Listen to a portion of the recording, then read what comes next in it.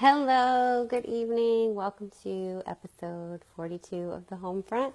I will give you guys a few minutes to jump on, or a few seconds. Happy Friday, by the way. Episode 42. I can't believe we are 42 in.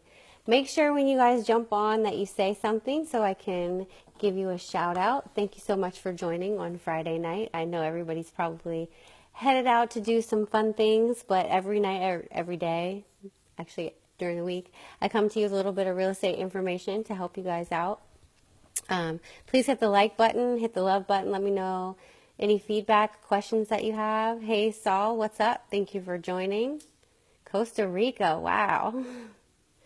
Tonight we're going to talk about what junk fees. When you are going to closing, you can get potential junk fees in your closing costs. So I definitely, as a realtor, am going to look over your closing disclosure to make sure that you don't have a lot of those junk fees, or that your closing costs and all the money looks right for you, because it's very important. And I have a little story to go along with that.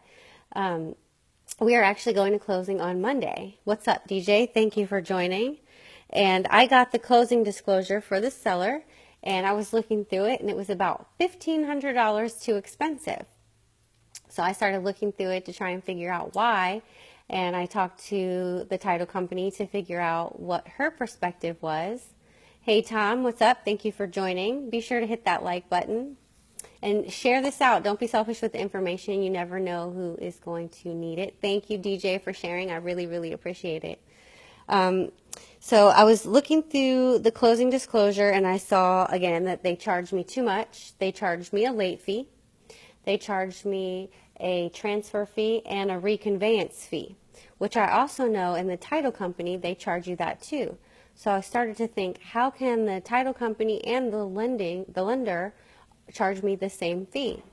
So I was going back and forth with the lender a little bit, and he told me, well, they have to do it, which I know is crap, because as a realtor, I know that the title company does it. And the title company told me that they have to do it because they're responsible for tracking it. So going back and forth with them, I got nowhere. It was actually the servicer I was debating with, and they refused to acknowledge my payment. They refused to acknowledge that I had no late fee on it. Basically, the lender transferred it to the servicer. It was a brand new servicer, and they told me that there would be no late fees for 2 months, the first 2 months of that transfer, while they were onboarding. So I got an email from the actual lender themselves, who said, hey, we just wanted to let you know we haven't received your payment, but don't worry, there's no penalty. So the servicer actually debated with me and told me that it was ambiguous language and it was vague, and he didn't think that that meant that there was no penalty. So I asked him, I said, so what does no penalty mean to you? Does that mean you guys aren't going to yell at me for you haven't received my payment yet? Because I said, I'm really not sure in terms of your language what that means. No penalty when you're talking about money means a fee. And he debated with me. I didn't get anywhere. So I went back to the lender, finally got my the payoff corrected today. They sent me the wrong thing again. $1,500 to $1,600. Actually, it was more like almost over $2,000 too much, which I know exactly what my fees should be. I did the payoff estimate myself because I knew exactly how much I should be paying per day, and I knew that the title or the transfer fee and the release fee was to be paid to the title company. So I told the title company, I said, listen, I don't care who I pay, if I'm going to pay the lender or if I'm going to pay the title company, but I'm not paying that fee twice. So this evening I finally got the corrected payoff, and it was about $50 difference from my estimate because they included a transfer fee. So I'm sure that will be taken care of, but bottom line is you've really got to scan that document, the closing disclosure, and if you have a realtor, they should be doing that for you. But they can put in reconveyance fees. They actually have the nerve to put a payoff request fee, which I've never seen. So you're charging me to ask me what my payoff amount is. They put that in there for $50. Typical fees that should be closely examined, and you should know what the average costs are going to be mortgage lending application fees, inspection fees, underwriting fees, mortgage rate lock fees. These are all types of of closing costs that are actually just excessive. Processing fees, I've seen courier fees. There's definitely a credit reporting fee. Miscellaneous fees, I would ask what every single fee is and challenge it. There can be an origination fee, administrative fee. There's always a broker fee if you're dealing with real estate agents. Their commissions, wire transfer fees, doc prep fees, commitment fees, email fees. Those are really silly fees. The typical things you're going to see in closing costs are transfer taxes, a release of the lien fee, maybe origination points, things like that. Those are normal things. Your commissions that are going to come out of the seller's pocket. Like I said, transfer tax or releases. Then there's sometimes, like, we have a congestion fee in this area based on the certain county that you live in. I'm really not sure what that fee is, but there's only certain counties that have it. Hey, Valentine, what's going on? Thank you for joining. What's up, Greg? Thank you for joining. Tonight we're talking about junk fees that you get included in closing costs.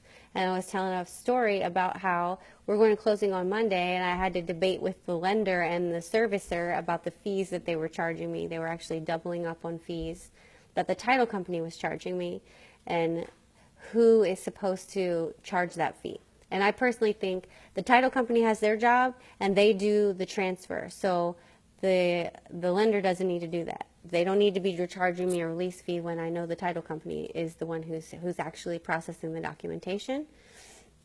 So I got that worked out, but it took a week, and I was not a happy camper last week when I saw it.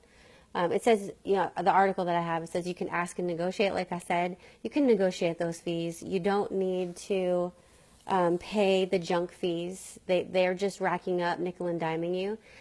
This notes that at the beginning of the loan process, your lender is required by law to give you a list of expected fees. So you can include that. You can compare that, your beginning disclosure, what's called a good faith estimate, versus your closing disclosure.